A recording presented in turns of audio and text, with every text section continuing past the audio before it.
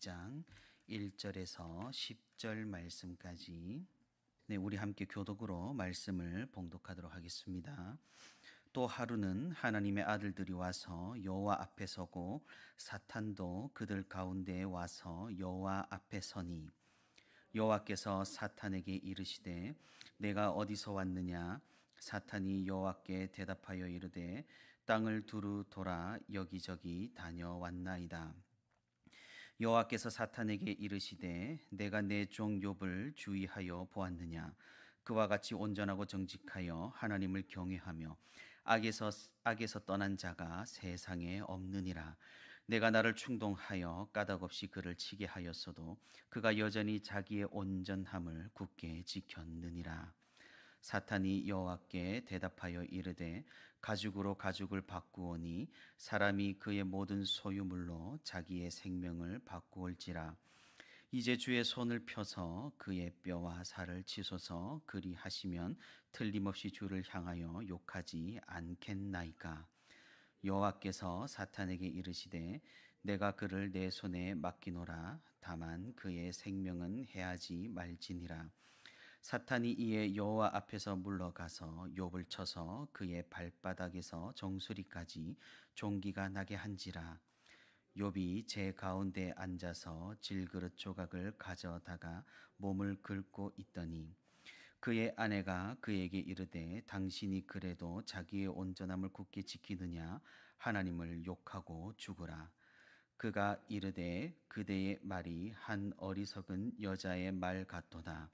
우리가 하나님께 복을 받았은즉 화도 받지 아니하겠느냐 하고 이 모든 일에 욥이 입술로 범죄하지 아니하리라. 아멘. 네, 오늘도 이렇게 하나님과 동행하기 위해 새벽 기도의 자리에 나온 우리 모든 성도 여러분 진심으로 환영하고 또 축복합니다. 오늘도 우리 함께 말씀 듣는 가운데 말씀 붙들고 기도하는 가운데 하나님의 크신 은혜와 위로가 풍성히 있기를 주님의 이름으로 소망합니다. 이번 주에 우리는 이렇게 욥기서를 함께 읽게 됩니다. 욥기서는 정말로 읽어내기가 힘든 그런 성경이죠. 수많은 변론과 변증 그리고 설명과 푸념 그리고 반복되는 듯한 내용이 계속되기 때문에 이걸 한 번에 읽기가 매우 힘든 그런 성경입니다. 아마도 성경 읽기를 잘하고 계시는 분에게도 이번 주가 최대 위기가 될 가능성이 굉장히 크다라는 겁니다. 하지만 이 많은 어려움을 잘 이겨내고 우리가 함께 이 욥기서를 진득하게 읽어낸다면 아마 이보다 더 귀한 수확은 없을 것이라고 생각을 합니다. 왜냐하면 욥기서는 정말로 하나님에 대해서 아주 상세하고도 자세히 설명해 주고 있는 책이고 또 우리가 처한 이해할 수 없는 상황에서 우리가 어떻게 믿음을 지킬 수 있는지를 보여주는 그런 책이기 때문입니다. 사실 우리가 교회를 다니고 교회에 등록하고 예배에 참여하고 기도를 한다고 해도 우리의 믿음이 얼만큼인지 잘 인지하지 못할 때가 많습니다. 저는 어릴 때부터 또는 사역을 하면서부터 그런 경우들을 많이 봐왔습니다. 열심히 교회 봉사도 하고 예배 참여도 잘하고 헌금도 착실하게 냈지만 집안에 위기가 오자 교회를 탓하며 떠나버린 성도도 더러 있다라는 겁니다. 외형은 정말로 믿음이 있어 보이지만 정작 그 믿음의 깊이가 얕을 수가 있다라는 사실이죠.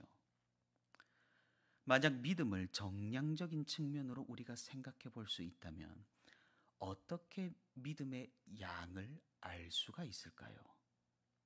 의외로 간단합니다. 위기에 대응하는 우리의 모습에서 믿음은 드러나기 마련입니다.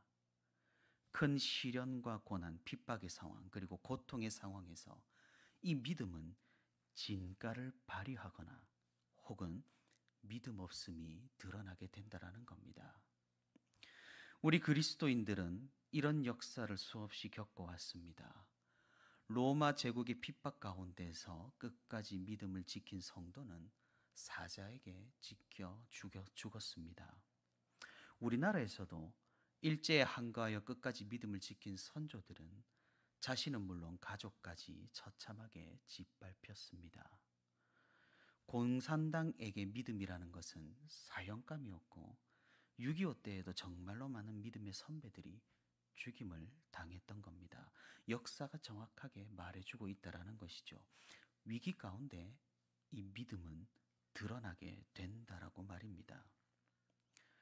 지금 우리가 살고 있는 상황은 사실 너무나 좋은 환경입니다. 믿음을 지키기에, 아니 믿음이 있다고 보여지기에 너무나도 괜찮은 환경이라는 겁니다. 예전과 같은 그런 생명의 위협을 느끼는 위기는 별로 없습니다. 목에 칼이 들어오는 그런 상황은 정말이지 역사에서만 찾아볼 수 있는 그런 우리의 평화로운 나날들입니다. 그렇기에 어쩌면 우리는 더욱 큰 위기 가운데 빠져 있는 것인지도 모른다라는 말입니다. 내가 괜찮은 줄 알기 때문이죠. 우리가 괜찮은 줄 알기 때문입니다. 그냥 교회 안에 우리가 속해 있으면 모든 것이 괜찮을 것만 같습니다. 결국 우리는 이 욥기서를 이상하게 소비를 합니다. 어떻게 소비합니까? 자신의 죄악 때문에 오는 고난과 고통까지도 우리는 이를 잘 극복하면 하나님께서 더욱 큰 축복으로 함께 하실 것이란 지극히 끝까지 우리를 괴롭히는 기복으로 우리는 이 욥기서를 소비해버린다라는 그런 말입니다. 정말로 욥기서가 보여주는 것이 그런 것일까요? 어떤 고난이든 간에 믿음으로 견뎌내면 하나님께서는 이 생에서 더 큰 축복과 물질과 번영으로 함께 하실까요? 절대로 그렇지 않다라는 사실을 우리는 반드시 기억해야 합니다. 욥기서는 우리에게 그런 것을 보여주는 성경이 아니라는 겁니다. 그럼 욥기서는 무엇을 보여줄까요? 우리가 이때까지 쭉 생각을 해봤습니다. 고난 가운데 믿음의 행보가 무엇인가?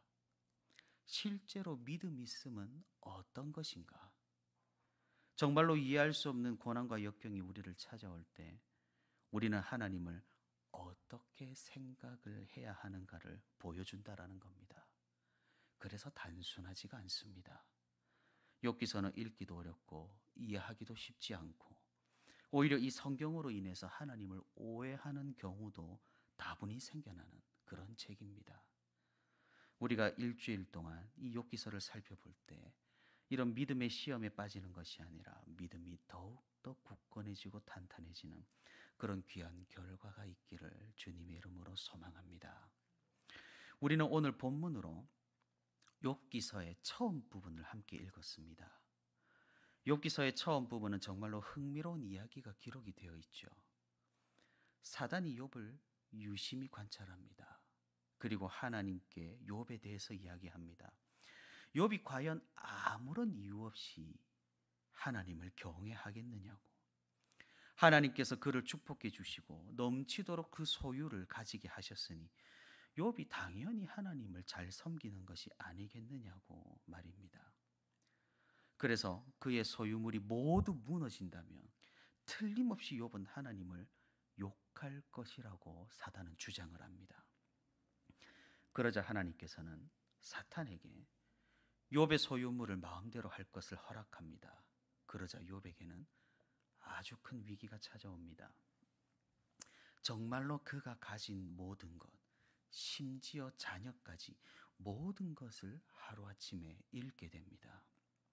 하지만 욥은 하나님께 범죄하지 않습니다.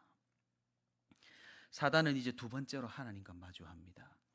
소유물이 아니라 욥의 육신의 고통이 없으니 그래도 하나님께 범죄하지 않았다라고 궤변을 늘어놓습니다.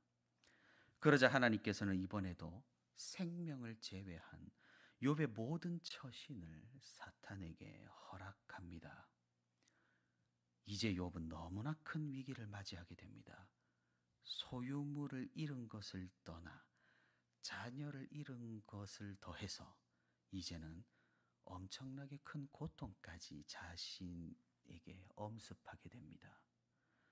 하지만 욥은 끝까지 그의 입술로 하나님께 범죄하지 않았다고 오늘 말씀은 기록하고 있습니다. 심지어 그의 아내조차 그를 떠나며 하나님을 저주했지만 말입니다.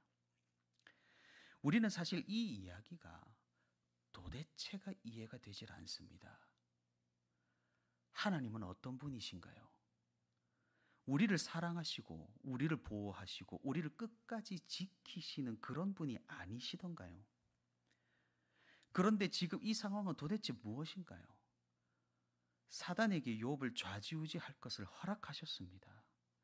욥이 끔찍한 고통 가운데 몸부림치도록 내버려 두셨다라는 겁니다.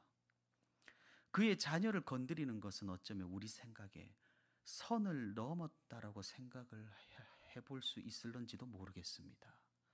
욥의 자녀는 얼마나 허망한 죽음을 당해야만 했나요?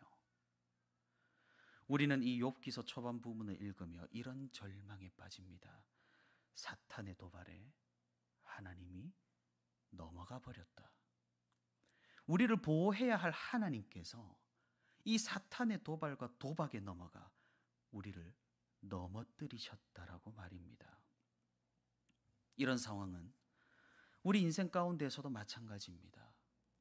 우리는 정말로 어쩌면 착실하게 큰 변화 없이 또는 큰 범죄함이나 말씀을 그렇게 크게 어기는 일 없이 소소하게 신앙을 지키며 살아간다라고 자부합니다. 그런데 이따금씩 정말로 이해가 되지 않는 고통이 우리를 찾아올 때가 있다라는 사실입니다. 한순간에 하나님이 사라져버린 듯한 그런 위기와 고통과 고난이 분명히 있다라는 것입니다. 우리가 이때까지 쌓아왔던 그 믿음들이 헛된 것으로 느껴지고 내가 지금 이걸 열심히 해봐야 무슨 소용이 있겠느냐라는 그런 생각마저 듭니다. 주위 시선은 또 어떻습니까? 욥의 세 친구와 똑같습니다. 무슨 큰 죄악을 저질렀기에 하나님께로부터 그런 벌을 받는다라며 오히려 손가락질을 당합니다. 그래서 교회에 자신의 상황을 이야기하는 것이 너무나 힘든 것이 현실이죠. 오히려 사람들은 위로는커녕 정죄하고 그것으로 수근수근 되기 때문입니다. 정말로 하나님은 우리를 버리신 걸까요? 정말로 하나님은 욥을 버리신 걸까요? 사단의 꿰매 넘어가 욥을 팔아넘기신 걸까요? 우리는 욥이라는 인물을 잠잠히 묵상해 봐야 합니다. 욥은 모든 위기와 고난과 역경이 그에게 닥쳤을 때 마지막까지 그의 입술로 하나님께 범죄하지 않았습니다. 그 말은 무엇입니까? 하나님은 이미 아셨다라는 말씀이겠죠. 욥은 그런 시험을 이겨낼 믿음이 있었다라는 말입니다. 우리는 고린도전서에서 사도 바울이 한 말씀을 기억해야 합니다. 고린도전서 10장 13절입니다. 사람이 감당할 시험 밖에는 너희가 당한 것이 없나니 오직 하나님은 미쁘시사 너희가 감당하지 못할 시험 당함을 허락하지 아니하시고 시험 당할 즈음에 또한 피할 길을 내사 너희로 능히 감당하게 하시느니라. 우리는 흔히 이 세상을 두 세력으로 나눕니다. 선한 세력과 악한 세력입니다. 선한 세력에는 하나님이 계시고 악한 세력에는 사단이 있다라고 생각합니다. 그리고 이 두 세력이 경쟁하듯 충돌하는 그런 세계관을 우리는 쉽게 그려냅니다. 그런데 실상은 그렇지 않다라는 사실이죠. 사단이 누구의 허락을 받았습니까? 한 끗조차 욥을 건드리지 못하고 하나님께 허락을 받은 후에야 겨우 움직였다라는 사실입니다. 이 말은 무엇을 의미할까요? 하나님이 악도 사용하시고 사단도 조종한다라는 그런 의미일까요? 그렇지는 않습니다. 하나님께서는 악조차도 선으로 바꾸시는 분이시고 그분의 섭리 가운데 이 모든 것을 하나님의 기뻐하시는 뜻에 따라 이루어내시는 분이라는 사실을 보여줍니다. 그러니 사실 원래부터 악이라는 개념은 하나님의 통치 아래에는 설 자리가 없다라는 말입니다. 우리가 생각하기에 분명하게 악은 우리 가운데에도 또 천상에도 영적인 세상에도 존재합니다. 그러니 이 악이라는 것은 하나님께서 내버려 두심이라는 겨우 그 작은 공간에만 존재할 수 있는 것이고, 그런데 우리는 살아가면서 그 악이라는 것을 매우 크게 느낄 뿐이라는 것이죠. 이것이 바로 하나님의 내버려 두심, 유기하심의 개념입니다. 그럼 우리는 이제 알 수가 있습니다. 하나님께서는 욥의 믿음을 아시고 그를 칭찬까지 하셨습니다. 그 말인즉슨 욥이 어떻게 될는지 이미 아시고 그를 잠시 동안은 내버려 두심으로 시험을 허락하셨다라는 겁니다. 우리가 보기에는 정말 미친 듯한 그런 고통과 고난이지만 욥에게는 그것이 바로 감당할 만한 시험이었다라는 셈입니다. 하나님께서는 이미 욥을 견인하고 계셨고 보호하고 계셨고 인도하고 계셨다라는 겁니다. 다만 하나님께서는 자신을 드러내시고 자신을 알려주시고 선포하시기 위해 이 욥을 사용하시고 욥에게 시험을 주시고 그것을 극복하는 그 과정 가운데 하나님의 영광을 더욱 이 땅 가운데 드러내시고 기뻐하시는 이 뜻을 이루셨다라는 사실입니다. 사랑하는 성도 여러분, 우리도 마찬가지입니다. 극복하지 못할 만한 큰 위기와 어려움이 있으신가요? 저는 목사기 때문에 없어 보이나요? 저 역시 어려움과 고난에 처했던 적이 있었고 하나님을 원망하기도 했었으며 낙담하여서 삶의 의욕을 잃은 그런 순간도 있었습니다. 하지만 하나님께서는 그런 순간들을 통해서도 보시기를 원한다라는 사실입니다. 무엇을요? 하나님의 영광을 말입니다. 우리를 통한 하나님의 영광을 말입니다. 시험을 통하여 우리를 더욱 큰 믿음으로 이끄시고 그 과정과 결과를 통하여 하나님께서는 우리의 믿음으로 영광을 받으시는 것을 그분의 기뻐하시는 뜻으로 삼으셨다라는 겁니다. 결국 사탄은 어떻게 됩니까? 온갖 몸부림을 치면서 욥을 좌지우지하며 어떻게 해서든 이 하나님의 영광을 떨어뜨리려 하나님을 욕보이려고 했지만 그 시도는 완전히 물거품이 되어버립니다. 욥은 이를 인내하고 이겨내고 그 영광을 하나님께 돌림으로써 하나님의 창조주 되심, 하나님의 전능자 되심, 하나님의 하나님 되심을 완벽하게 보여주었다라는 사실입니다. 사랑하는 성도 여러분, 우리가 이 믿음을 가질 수 있기를 바랍니다. 우리의 인생을 통해서, 우리의 고난을 통해서, 우리의 위기와 어려움과 환난을 통해서도 하나님의 영광이 드러날 수 있고 하나님의 기뻐하시는 뜻이 밝혀질 수가 있고 하나님의 살아계심과 우리를 견인하시는 그 은혜가 선포될 수 있기를 바랍니다. 우리의 믿음은 이를 통해서 더욱 깊어지고 높아질 것이며 우리는 이 과정을 통해 더욱 하나님 나라에 가까운 믿음의 성도가 될 것입니다. 그런 삶의 은혜가 넘치고 그런 믿음이 우리 삶 가운데 분명히 존재하는 우리 모두가 될 수 있기를 바랍니다. 오늘도 우리가 어떤 상황에 처했든지 하나님께서는 우리를 그 기뻐하시는 그 뜻 가운데로 인도하신다라는 사실을 분명히 기억하면서 감사함으로 간구함으로 하나님 앞으로 나아가는 저와 우리 온세로교회 모든 성도가 되기를 주님의 이름으로 소망합니다.